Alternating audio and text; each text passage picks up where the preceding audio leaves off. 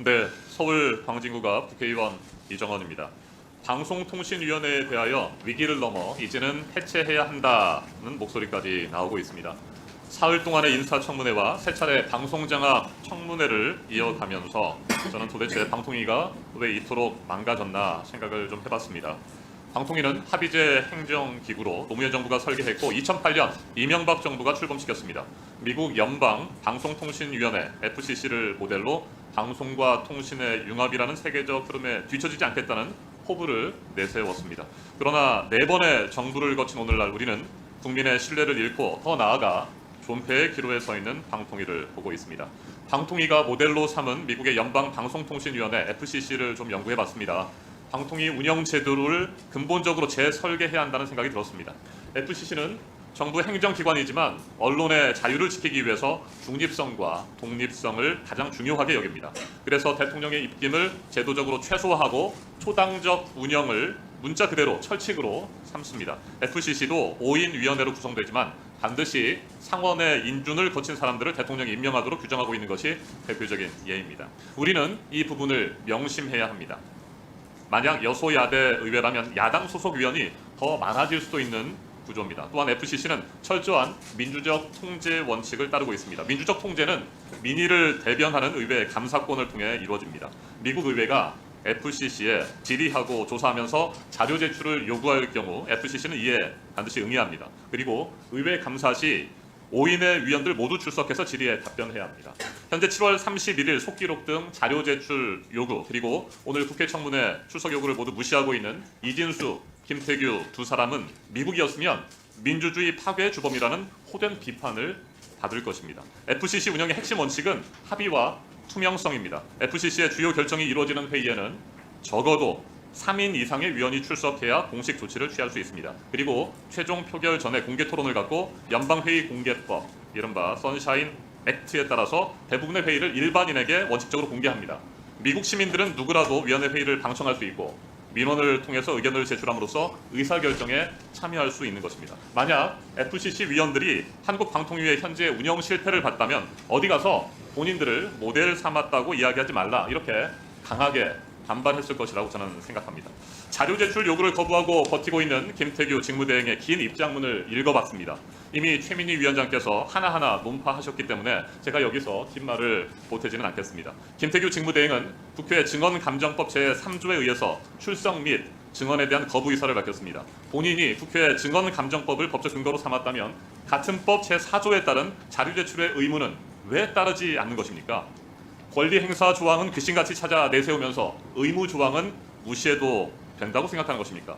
법조인이라서 법을 자기 마음대로 이용해도 된다고 보는 것인지 저는 묻지 않을 수 없습니다. 다시 말씀드리지만 국회 증언감정법에 따르면 국가 안위에 중대한 영향을 미칠 수 있음이 명백하다고 소명되는 경우에만 자료 제출 거부가 가능합니다. 논쟁의 여지가 없습니다. 7월 31일 공영방송 이사 졸속 선임은 국가 안보와도 전혀 무관했습니다. 오히려 추천되고 임명된 이사들의 면면을 보면 국가 안보가 아니라 국가의 품격을 심각하게 떨어뜨리고 있다고 판단됩니다. 이진숙 위원장의 월간 조선 인터뷰를 보면서 저는 또 깜짝 놀랐습니다. 본인이 문화예술인들을 좌파와 우파로 갈라놓고서는 좌우 균형이 중요하다는 이야기를 어떻게 아무렇지도 않게 거리낌 없이 할 수 있다는 말입니까? 한두 시간 만에 졸속으로 공영방송 이사 선임을 처리했으면서 자료를 일일이 살펴서 논의했다라고 어떻게 말합니까? 부적격 인사들, 본인과 이해관계가 얽혀있는 인사들을 임명해놓고서 직무 수행 능력을 최우선으로 봤다라고 어떻게 거짓말할 수 있단 말입니까? 이외에도 열거하기 힘들 만큼 자기 분열적인 언어가 가득한 인터뷰였습니다. 본인이 몸담은 직장을 사랑한다면서 MBC 동료 후배들에 대한 지독한 혐오감도 드러냈습니다. MBC를 이라크의 사담 후세인 정권에 비유한 부분은 충격적이었습니다. 이건 단순한 노조 혐의가 아닙니다. 자신의 과거를 배신하고 가족 같은 동료들의 가슴에 대못을 박는 비인간적인 모습을 드러낸 것입니다. 킬링필드의 크메르 루즈에 빗댄 민노총 언론 노조원들을 공격하는 그런 박문진 이사의 발언도 있었습니다. 그런 이사를 임명했습니다. 사담 후세인의 이라크에 MBC를 비유했습니다. 비유를 해도 어찌 이런 비유를 할 수 있단 말입니까? 저는 도저히 이해할 수가 없습니다. 조성은 사무처장님, 네, 방송통신위원회가 KBS 이사 그리고 박문진 이사를 선임하는 과정에서 두 가지 절차를 진행했습니다. 첫 번째 서류 제출 시 내부 심사용 지원서를 받고 또 국민 의견 수렴용 지원서를 따로 받았죠. 네, 그런 걸로 알고 있습니다. 네, 국민 의견 수렴용 지원서를 왜 받았습니까? 그 이전 사례에 따라서 아마 네. 한 걸로 알고 있습니다. 이전 사례에 따라서 예. 보다 많은 국민들이 인정할 수 있는 그런 인사를 공영방송 이사로 선임한 것 아니겠습니까? 그리고 투명하고 또 공정하게 이사 선임 절차를 진행하기 위해서 국민 의견 수렴을 했던 거 아닙니까? 몇 건이나 접수가 됐습니까? 그게 정확하게 제가 500여 건. 네, 500여 건이죠. 500여 건을 왜 받았습니까 도대체? 그 의견을 수렴해가지고 이사 선임 절차에 반영했습니까? 안 했죠. 답변해 보십시오. 그는 그 위원장님과 부위원장 두 분이 아마 뭐 반영해서 결정한 거 아닌가 네. 싶습니다. 예. 그렇게 애써서 지원자들이 국민 의견 수렴용 지원서까지 써서 내고 그 많은 사람들이 지원서를 낸 상태에서 심사를 공정하게 평가받을 거라고 기대하지 않았겠습니까? 거기에 대해서 어떻게 생각하십니까? 뭐 그렇게 했을 거라고 생각합니다. 네, 이진수, 김태규 두 사람에게만 책임을 미룰 것이 아니라 방송통신위원회 차원에서 이건 잘못됐다고 판단하지 않으십니까? 그런 사무 절차를 진행하셨잖아요, 사무처장이. 예, 저희는 뭐 절차 진행을 어떻게 생각하십니까? 국민 의견 수렴용 지원서를 받고도 전혀 반영하지 않은 거에 대해서 미루지 마시고 책임을. 아니 뭐 전혀 반영하지 않은 건 아니라고 생각합니다. 그러면요, 어떻게 반영했습니까? 아니 뭐 두 분이서 그 부분까지 뭐 같이 그 검토를 하지 않았나 싶습니다. 예. 한두 시간 안에 그 부분까지 다 검토했다고 확신할 수 있습니까? 뭐 제가 확신이란 표현을 쓰기는 어려울 것 같고요. 저기 어쨌든 간에 뭐 오셔서 그 위원회 전에도 아마 두 분이서 아마 논의한 게 있지 네, 않나 서류 싶습니다. 전형 시 필요할 경우에 면접 심사를 진행할 거다. 이것도 사전에 밝히지 않았습니까? 네, 왜 그렇습니다. 면접 심사를 안 했습니까? 그 필요시라고 되어 있어서 아마 그렇게 판단하신 것 같습니다. 그러면 필요하지 않다고 판단한 이유는 뭘까요? 그거는 제가 뭐 답변 드릴 사항은 아닌 것 같습니다. 아니요, 사무처장께서 네. 방송통신위원회 사무 책임자로서 답변할 수 있는 거 아닙니까? 충분한 그런 의견도 제시할 수 있잖아요.